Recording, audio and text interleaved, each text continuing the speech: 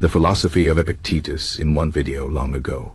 In the ancient city of Hierapolis, a child was born into slavery. His name was Epictetus. Though he had no power, no wealth, and no freedom, this boy would grow up to become one of the greatest teachers of Stoic philosophy. His words would travel through time, helping people find strength, peace, and wisdom even in the hardest moments of life. Epictetus did not write books. Instead, his student Arion wrote down his teachings in two works, De Discourses and Hae Enchiridion. These texts are short but powerful. They teach us how to live a good life no matter what happens around us. The core idea of Epictetus' philosophy is simple. Some things are in our control.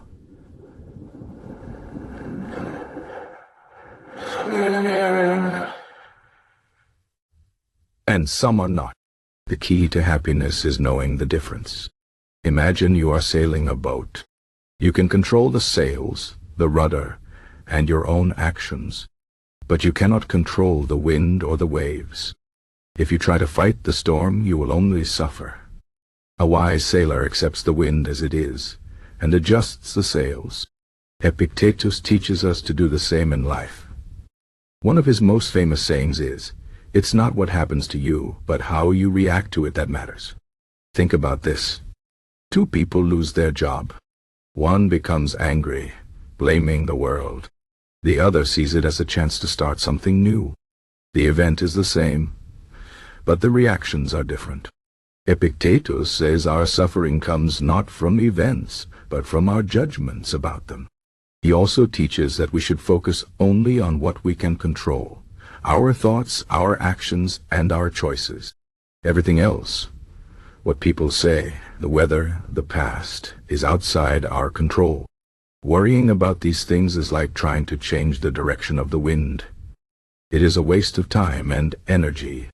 For example, imagine you are giving a speech. You can control how well you prepare, how clearly you speak, and how honest you are. But you cannot control if the audience likes it. Some may listen carefully, others may yawn. If you tie your happiness to their reaction, you will always be anxious. But if you focus only on doing your best, you will be free from fear. Epictetus also warns us about desire. He says our biggest troubles come from wanting things we cannot have, or fearing things we cannot avoid. If you desire money, you will suffer when you lose it. If you fear criticism, you will always be afraid. The solution is not to stop wanting or fearing, but to want and fear the right things. Desire, wisdom, courage, and self-control. Fear only your own weakness, not the opinions of others. Another important lesson is about acceptance. Life will not always go as planned. People will disappoint us. Illness, loss, and failure are part of being human. Epictetus tells us to accept these things with calmness. He says, "Do not seek for things to happen as you wish, but wish for things to happen as they do, and you will go on well." This does not mean we should never try to improve our lives. It means we should not fight against reality. A story is told about Epictetus that shows his wisdom. A man came to him and said, "My wife has died, and I am heartbroken.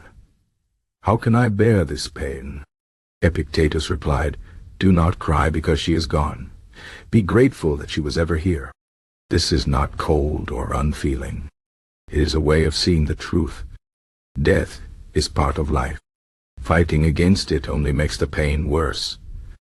Epictetus also teaches us about duty. He says we must play our role in life with honor, whether we are a parent, a worker, or a leader. If you are a teacher, teach well. If you are a soldier, be brave. Do not complain about your duties. Accept them and fulfill them with excellence.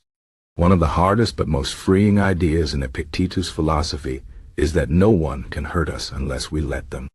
If someone insults you, it is only words. The pain comes if you believe the insult is true or if you let it anger you. But you have the power to decide what affects you. He gives this exercise. When someone wrongs you, Ask yourself, did they act with knowledge? Most people do wrong because they are ignorant, not evil. If you see this, you can forgive them more easily. Anger and revenge only poisoned your own heart. Epictetus lived what he taught. Even when he was a slave, he was freer than his master because he controlled his own mind. Later, when he became a teacher, he lived simply. He owned almost nothing. He did not seek fame or wealth. His happiness came from within. His teachings are not just for ancient times. They are for anyone who faces struggle, fear, or uncertainty. Whether you are dealing with stress at work, a broken relationship, or the chaos of the world, Epictetus gives you tools to stay strong. The philosophy of Epictetus is not about suppressing emotions or pretending life is perfect. It is about seeing clearly, acting wisely, and finding peace in the midst of storms.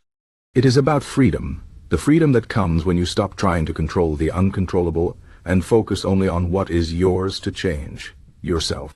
So the next time you face a challenge, ask, is this within my control? If it is, act with courage. If it is not, accept it with grace. This is the path to a calm and powerful life. This is the wisdom of Epictetus. Thank you for listening. If you found this helpful, share it with someone who needs these lessons. And remember, as Epictetus said, first say to yourself what you would be, and then do what you have to do. The power to change your life is already in your hands.